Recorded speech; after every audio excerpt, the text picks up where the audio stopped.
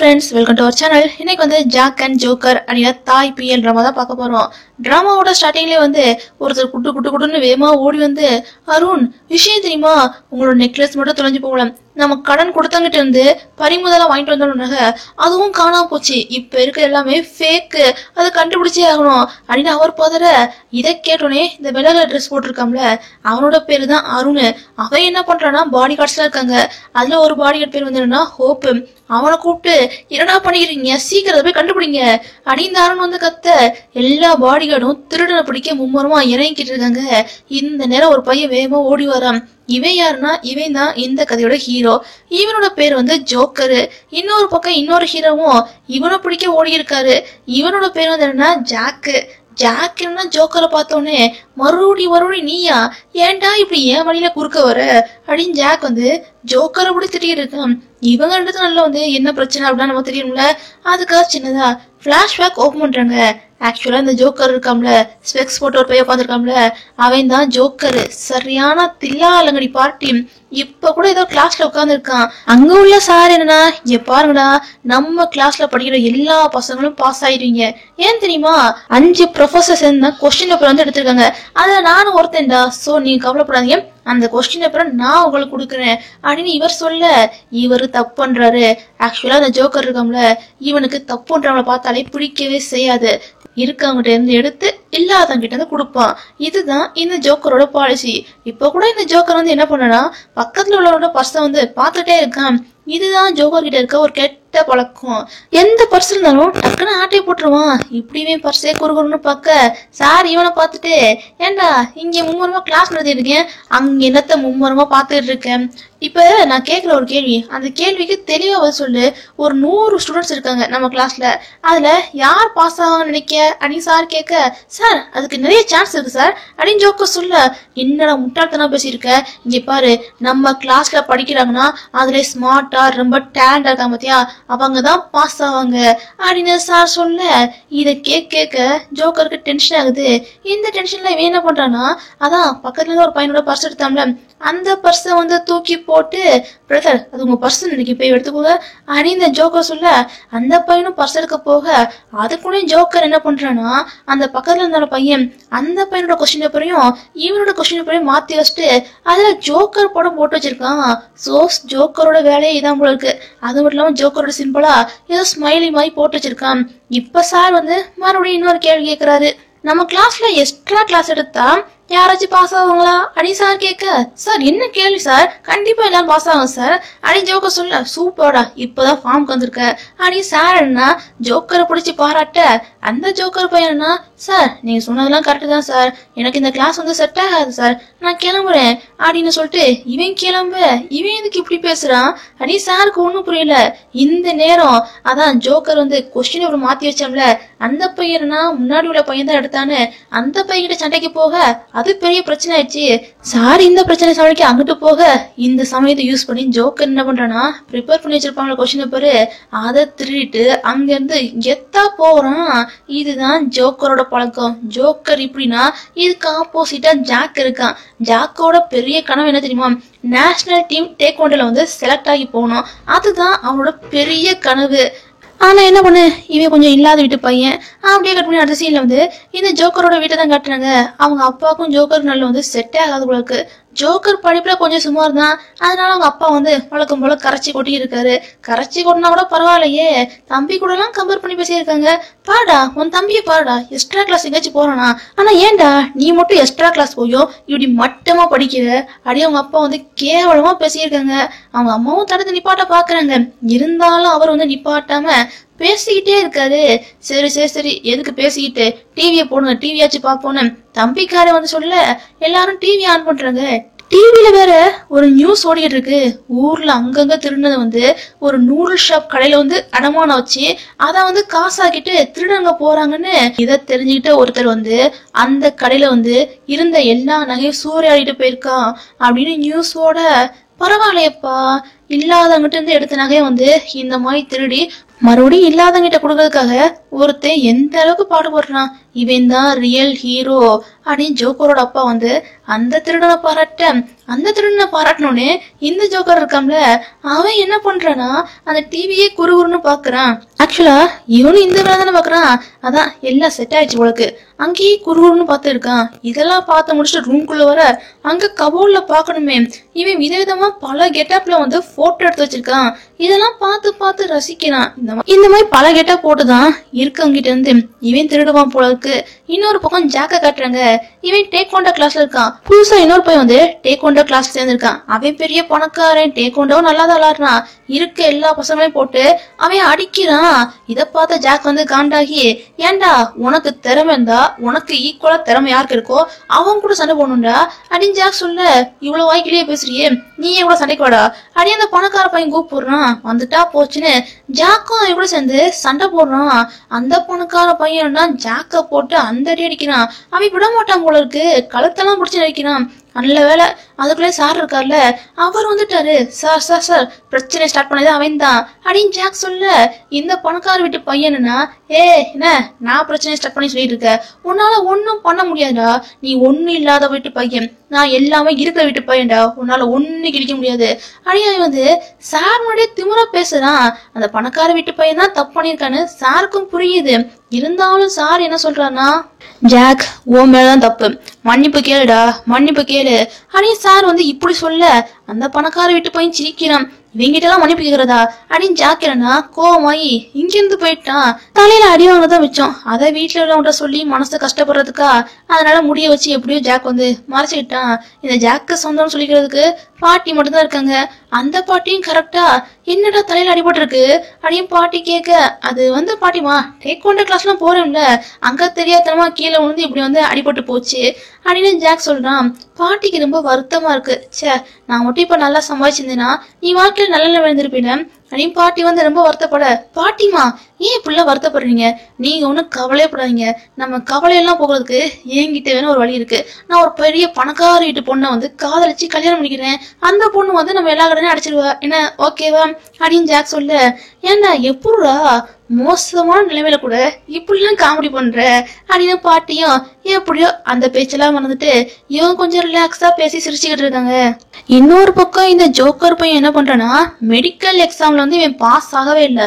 இருந்தாலும் பாஸ் ஆன மாதிரி சர்டிபிகேட்லாம் ரெடி பண்ணி கொண்டு போய் அவங்க அப்பா கிட்ட காட்ட, அவங்க அப்பாவுக்கும் அம்மாக்கும் இத பார்த்த உடனே சந்தோஷம் தாங்க முடியல. பையனை கட்டி அரவணைச்சு அவங்க சந்தோஷத்தை வந்து வெளிப்படுத்தி இருக்காங்க. இருந்தாலும் தம்பிக்காரன்னு ஒருத்தர் இருக்காம்ல, அவன் ஒரு மாதிரி சந்தேகமாவே பார்த்து இருக்கான். என்னடா பாருப்படா அப்படின்னு இந்த ஜோக்கரும் அவனை கொஞ்சம் மிரட்டுற மாதிரியே பாக்குறான். எவ்வளவு பெரிய தில்லாங்கடியா இருக்கான். அப்படியே கட் பண்ணி இங்கிட்டு வந்து ஜாக்க தான் காட்டுறாங்க. இவன் ரொம்ப வருத்தமா உட்காந்துருக்கான்.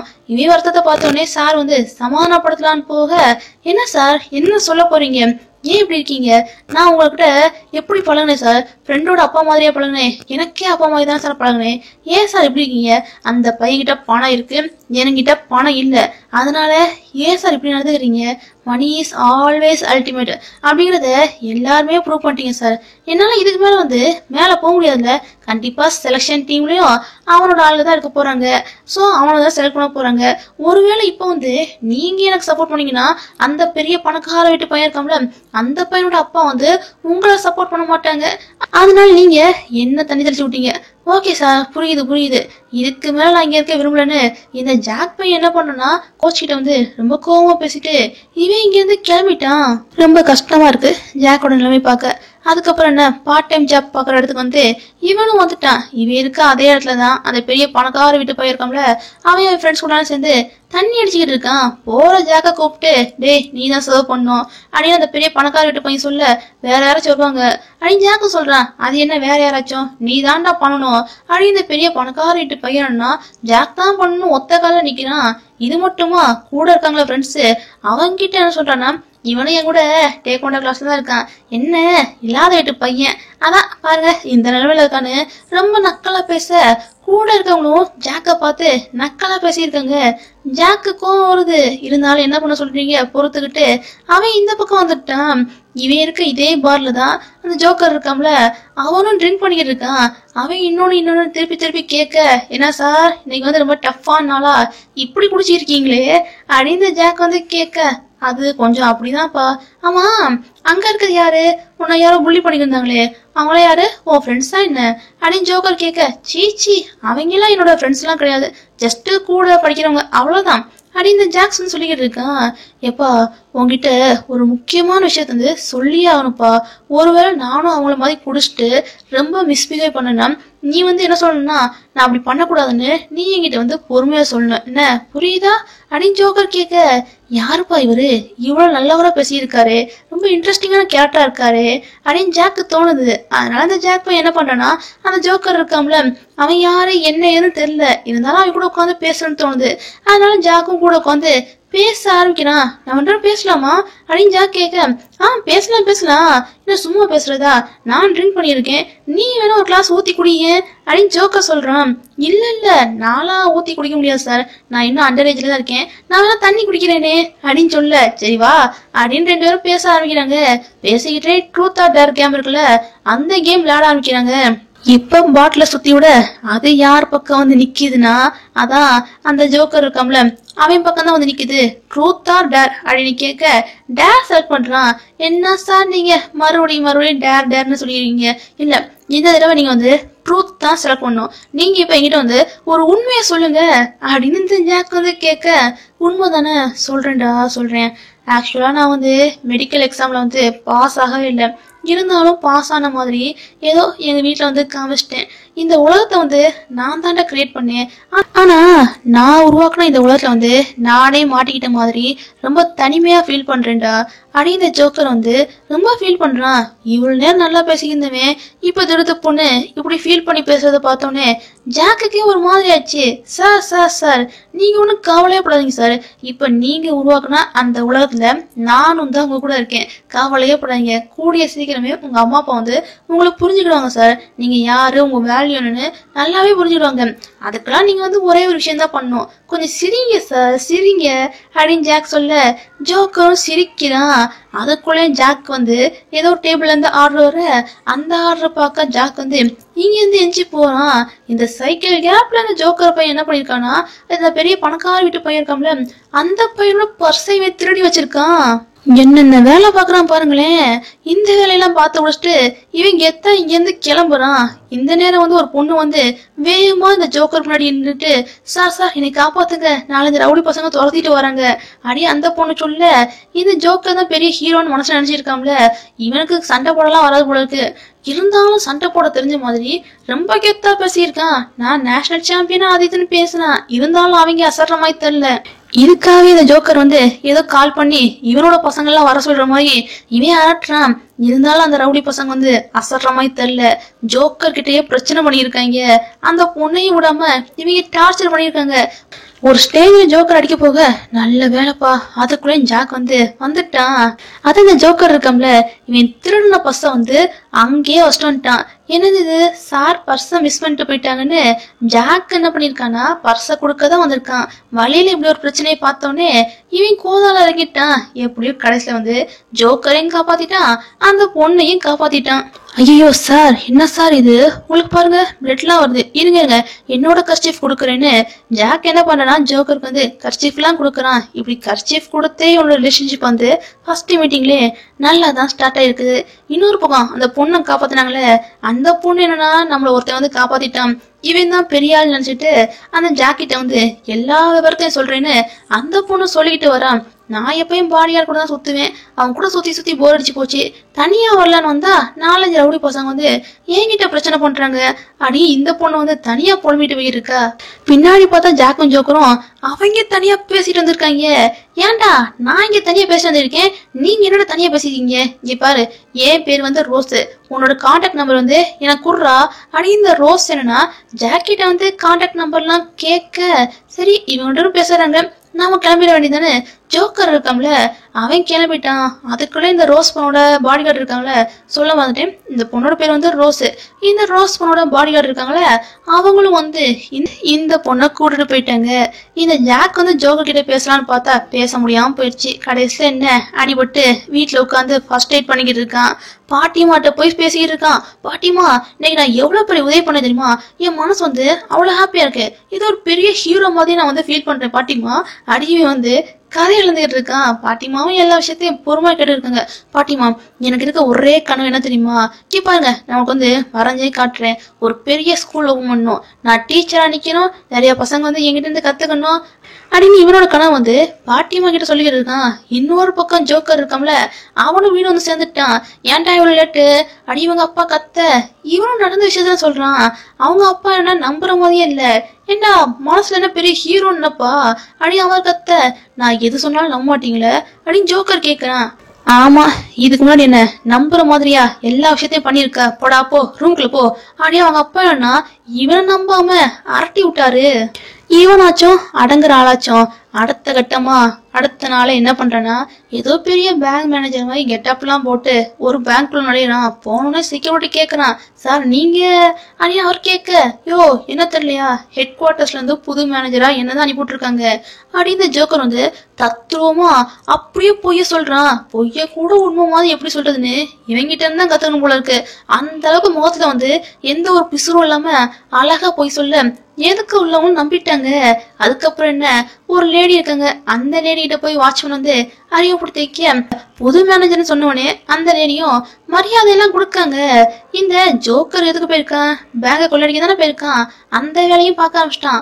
அப்புறங்க, நீங்க ஏதோ பிரச்சனை இருக்க மாதிரி இருக்கு, நீங்க வேற எனக்காக போய் காஃபி கொண்டு வாங்களே, நான் வந்து அதை சரி பண்ணி வைக்கிறேன் அப்படின்னு இந்த ஜோக்கர் என்ன பண்றேன்னா, அந்த லேடியை காஃபி கொண்டு வர போக சொல்ல அவங்களும் போறாங்க. போறதுக்கு முன்னாடி எங்க செக்யூரிட்டி கூட சொல்லிட்டு போங்க அப்படின்னு இவன் சொல்ல, சரி மேனேஜர் தானே கேக்குறாருன்னு அந்த லேடி சொல்லிட்டு அவங்க கிளம்பிட்டாங்க. இவன் ஏதோ ஒரு விஷயத்த வந்து சிஸ்டர்ல வந்து மும்முரமா பார்த்துட்டு இருக்கான். இந்த நேரம் ஜாக் இருக்காம்ல, அவன் லோன் கேட்டு இதே பேங்க் தான் வந்திருக்கான். இங்க ஜோக்கர் இருக்கிறத பார்த்தோன்னே, சூப்பர் சார், நான் தான் அன்னைக்கே சொன்னேன்ல நீங்க நல்ல நிலைமைக்கு வருவீங்கன்னு. உங்க ஃபேமிலி உங்க மேல ப்ரெஷர் போட்டு நல்ல நிலைமை கொண்டு வந்துட்டாங்க அப்படின்னு ஜாக் சொல்ல, சரி நீங்க எதுக்கு வந்திருக்கீங்க அப்படின்னு ஜோக்கர்னு கேக்குறான். சார், நான் பேங்க் லோனுக்காக தான் வந்திருக்கேன். என்னோட பெரிய ஆசை என்ன தெரியுமா சார், எங்க ஏரியால வந்து ஒரு ஸ்கூல் ஓப்பன் பண்ணணும் சார், அதுவும் டேக் ஒண்டர் ஸ்கூலு. நானே ரொம்ப படிக்காதவன், நானே டேக் ஒண்டா கத்துக்கிட்டு இந்த அளவுக்கு வந்திருக்கேன்னா கண்டிப்பா மத்த பிள்ளைங்களாலே முடியும் சார் அப்படின்னு இந்த ஜாக் வந்து சொல்ல, சரி நீங்க மத்த பேங்க்ல எல்லாம் போய் கேட்டு பாத்தீங்களா அப்படின்னு இந்த ஜோக்கரும் கேட்கறான். எங்க சார், நானே நேஷனல் அத்லெட் ஆகும்னு நினைச்சேன், ஆனா இந்த பணங்கிற விஷயம் வந்து என் வாழ்க்கையில வந்து ரொம்பவே விளையாடிச்சு சார். இதே நிலைமை வந்து மற்ற பசங்களுக்கும் வரவே கூடாது சார். ஏதோ என்னால முடிஞ்சதை வந்து மற்ற பசங்களும் செய்யணும்னு நினைக்கிறேன். இருந்தாலும் என் நிலைமை, நான் ஏகப்பட்ட இடத்துல இருந்து கடன் வாங்கி வச்சிருக்கேன். அந்த கடன் கொடுத்தவங்க கடனை கொடுன்னு நச்சரிக்கிறாங்க. இந்த விஷயம் ஏதாச்சும் பேங்க் தெரிஞ்சா கடன் கொடுப்பாங்களா சார்? அதான் கொடுக்கவே இல்லை. இந்த பேங்க்ல கேட்டா கிடைக்கும்னு ஒருத்தவங்க சொன்னாங்க, அதான் நான் இங்க வந்திருக்கேன் அப்படின்னு ஜாக் சொல்ல, ஜாக்கோட கதையெல்லாம் கேட்ட ஜோக்கர் வந்து ரொம்ப மெல்ட் ஆயிட்டான். கவலையே போடாங்க, இந்த பேங்க்ல உங்களுக்கு லோன் உண்டு அப்படின்னு இந்த ஜோக்கர் அண்ணா அந்த லோனை வந்து அப்ரூவ் பண்ணிட்டான். அப்ரூவ் மட்டும் பண்ணல, செக்யூரிட்டி கூட தான் இவனு தெரியும்ல, பணத்தை எடுத்து வந்து கொடுக்குறான். கொடுத்த கையோட, என்னங்க உங்க கர்ச்சீஃப் அப்படின்னு ஜோக்கர் வந்து கர்ச்சீஃபையும் கொடுக்குறான். என்ன சார் நீங்க எவ்வளவு பெரிய உதவி பண்ணிருக்கீங்க? கர்ச்சீஃப் தானே சார், அதை நீங்களே வச்சுக்கோங்க சார், நம்ம டின்னர் மீட் பண்ணுவோம் சார், அங்க வந்து கூட இந்த கர்ச்சீஃபை கொடுத்துருவோம் சார், எனக்கு என்னோட கான்டாக்ட் நம்பர் கொடுக்குறேன் அப்படின்னு ஜாக் வந்து கான்டாக்ட் நம்பரை எழுத போற. அதுக்குள்ளே இந்த ஜோக்கர் வந்து திருடின பணத்தை எடுத்துட்டு அவன் எஸ் ஆயிட்டான். திருடின வேற மூணு இருப்பானா, அவன் எஸ் ஆயிட்டான். ஜாக்குக்கு வேற இப்ப பணம் கிடைச்சிச்சுல, சந்தோஷம் தாங்க முடியல. வாட்ச்மேன் கிட்ட எல்லாம் காட்டிட்டு வீட்டுல போய் பாட்டி கிட்ட எல்லாம் போய் காட்டிட்டு இருக்கான். ஆனா என்ன பண்ண, இவன் சந்தோஷம் ரொம்ப நேரம் நீடிக்கல. போலீஸ் இங்க வந்துட்டாங்க. போலீஸ் வந்தவங்க இன்னைக்கு பேங்க்ல இருந்து திருடு போயிருக்கு அப்படின்னு சொல்ல, நான் எந்த திருட்டையும் பண்ணல அப்படின்னு ஜாக் வந்து கத்துறான்.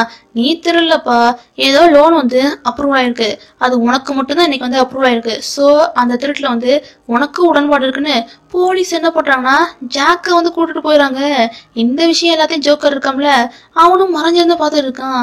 ஐயோ, நம்மளால ஒரு அப்பாவி பாதிக்கப்பட்டானே அப்படின்னு ஜோக்கருக்கு வந்து மனசு ரொம்ப உறுத்துது. அவன் அடுத்து எங்க போறான்னா வீட்டுக்கு போறான்.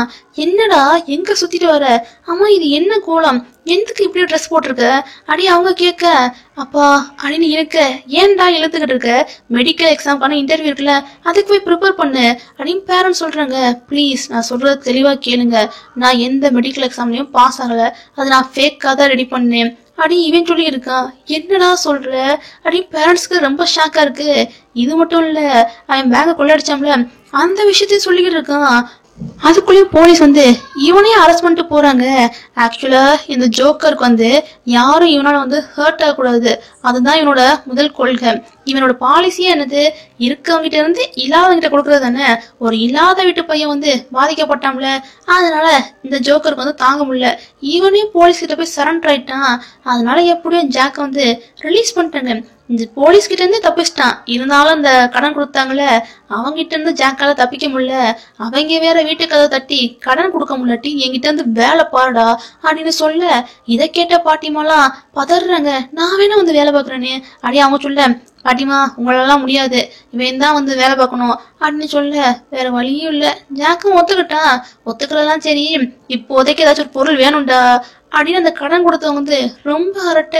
ஜாக்கு வேற வழியே இல்ல, அதனால இத்தனை நாள் வந்து பொத்தி பொத்தி பாதுகாத்த இவனோட பேரண்ட்ஸோட ரிங்க வந்து அவர்கிட்ட கொடுத்துட்டேன். ஒருத்தன் போலீஸ் ஸ்டேஷனுக்குள்ள போறான், ஒருத்தன் இந்த கடன் கொடுத்தவனுக்கு வந்து வேலை பார்க்க போறான். இந்த ஒரு சீனோட இன்னைக்கான எபிசோட் வந்து முடியுது.